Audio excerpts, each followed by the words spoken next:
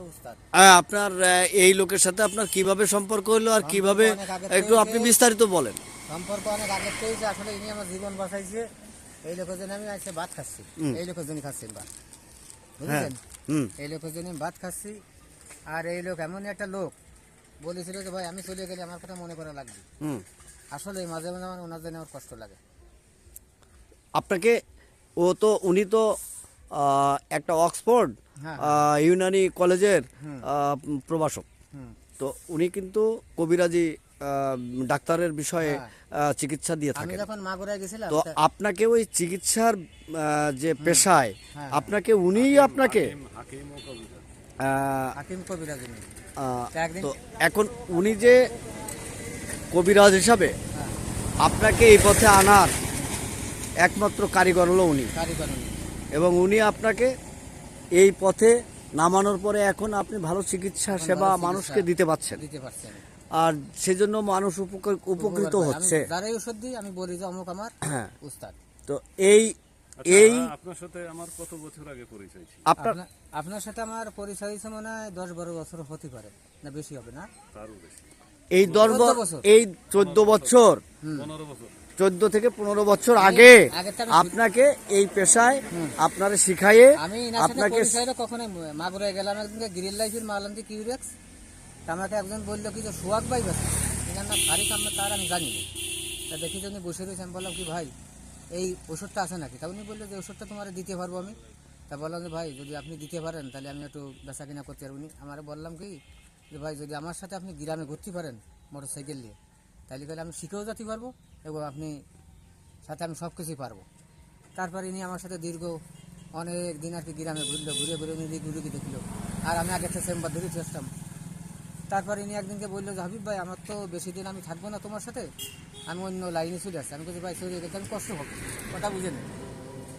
তারপরে ইনি সেই বিষয় আর কি উনি চলে গেলে আস্তে আস্তে আমি ওই বছর দোয়া নিয়ে আমি আস্তে আস্তে বেচা কেনা শুরু করলাম। আচ্ছা, আপনার এখন আমি যে কাজগুলো আপনাকে শিখিয়ে দিয়েছিলাম যে কোন রোগের জন্য কি ওষুধ দিতে হবে, আমি কিন্তু আপনার গাছগাছলাও চিনিয়ে দিছি। অনেক গাছগাছলা অনেক শিখিয়ে দিয়েছে আমার, গাছের কি কাজ, কার পাতা লতা পাতায় মানে শিকড় বাকড়ে, এই কাজগুলো আপনাকে আমি নিজে হাতে শিখাইছি। আসলে এইগুলো আপনি তো এই চিকিৎসা দিয়ে কি উপকার পেয়েছেন কিনা? হ্যাঁ, উপকার পেয়েছেন। ওষুধ সম্পর্কে আমি বিভিন্ন কোম্পানির আবার আমার এই বস ডায়াবেটিস চেক করে মানুষ কি দিয়ে চেক করে, মেশিন দিয়ে না। আর আমার চেক করার লাইন হলো উনি আমার সাড়া দেখে শিখিয়ে দিয়েছিল ইনি। তাহলে কত অভিজ্ঞতা না, আমি সাড়া দেখে ডায়াবেটিস চেক করি। আর আমি উস্তাদের কথা মনে করি যে আমার উস্তাদ এখনো বেঁচে আছে। আমি বলি যে 3 পত্রিকার ইনি এখন সাংবাদিক।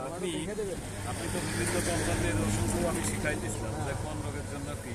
যাই হোক, আল্লাহর রহমতে এখন মাস গেলে কত ইনকাম করতেছে? এখন মাস গেলে আপনার 10-15 হাজার টাকা আপনাকে দোয়াতে আল্লাহর রহমত হয়। আর তাতে পরিবার পরিজন আপনি এই টাকায় আপনি সংস্থায় হতে পারছেন, সংসার চালাই, আমার কোনো সমস্যা হয়। তো তাহলে আপনি এখন কি ফারুক ভাইয়ের দোয়া করেন? দোয়া করি। মনে করা মানে কি জানেন, আমি মাঝে মাঝে জানেন আমি শুয়ে থাকলে আমার মাঝে মাঝে আমার বালিশের ভিজে যায় জানেন। তো যাই হোক, আপনি তার সার্বিক মঙ্গল কামনা করেন। আপনাকে ধন্যবাদ আপনার তার কথা মনে রাখার জন্য, আপনাকে অশেষ ধন্যবাদ। হ্যাঁ ফারুক ভাই, আপনার সাথে তার লিঙ্কটার বিষয়ে আপনি একটু বলেন। তো এই সাংবাদিকতার পেশায় 2004 সালে যখন সাতক্ষীরায় ছিলাম তখন আমার শুরু এই পেশা। এরপরে 2009 সালে মাগুরায় আসলাম। 6 সাল 7-8 সাল ওই অল্প অল্প করে সাংবাদিকতা করলাম। 9 সাল থেকে আবার শুরু করলাম। তার সাথে আমার পরিচয় ছিল 2010 সালে ওই ওষুধের মাধ্যমে, গ্রিন লাইফের ওষুধের মাধ্যমে। আমি গ্রিন লাইফের তখন মার্কেটিংয়ে জব করতাম। এটা আয়ুর্বেদিক প্রতিষ্ঠান ছিল আর কি। তখন মনে করেন এনার সাথে আমি একটা জিনিস দেখতে পেয়েছিলাম যে এই ব্যক্তিটা একটা সাদা মনের সৎ মানুষ। কারণ আমি কিন্তু মানুষ চিনতে পারি।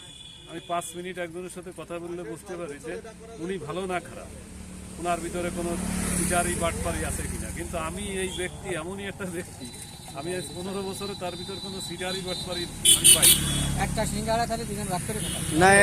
এতে মনে হচ্ছে যে ওনার দেখলে মনে হয় যে উনি সাদা মনের। আচ্ছা, এইবারে উনাকে আমি যখন এই আয়ুর্বেদিক মেডিকেলে পড়াশোনা করতাম, আমার হচ্ছে মাগুরা প্রফুল্ল সিংহতে 4.5 বছরের যে কোর্স সেটা সম্পূর্ণ করা। এরপরে আমি ইউনানি পড়তে বাগেরহাটেও গিয়েছি, সুদূর আপনার বাগেরহাট জেলায়। ওইখান থেকে হাফেজ কারি আব্দুল সালাম আয়ুর্বেদিক মেডিকেল কলেজ, আয়ুর্বেদিক ও ইউনানি ওইখান থেকে আমি 4.5 বছরের কোর্স সম্পন্ন করেছি, যেটা খুলনা বিভাগের ভিতর আমি প্রথম হই। আর মাগুরা প্রফুল্ল সিংহ আয়ুর্বেদিক মেডিকেল কলেজ থেকে আমি ডিএমএ সম্পন্ন করি। এইখান থেকে বাংলাদেশের ভিতরে আমি 3য়তম বোর্ড স্ট্যান্ড প্রাপ্ত।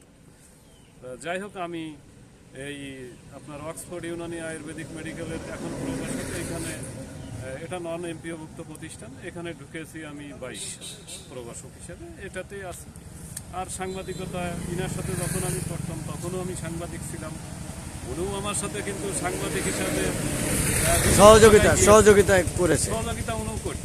উনি আমার ক্যামেরা ধরা, টানা আর এই চিকিৎসা পেশার সাথে উনি অতপ্রতভাবে জড়িত ছিলেন। উনার বাড়ি কিন্তু আমি শুয়েও থাকিছি, রাত যখন করেছি একসাথে ঘুমাইছি, তার বাড়ি খাওয়া দাওয়া, মানে একটা মনে হয় যে ভাই থেকেও কিন্তু সে আমার আপন।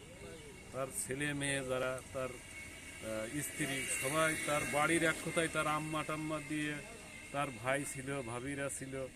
আর বড় কথা, এই ব্যক্তির পরিচয় আমি আজকে দিই। ইনি কিন্তু মাগুরা জেলার যে প্রথম আলোর জেলা প্রতিনিধি ছিল। আপনারা হয়তো কবির ভাইকে সাংবাদিক জানেন যে কবির মাগুরার ভিতর 1 ক্লাস সাংবাদিক ছিল।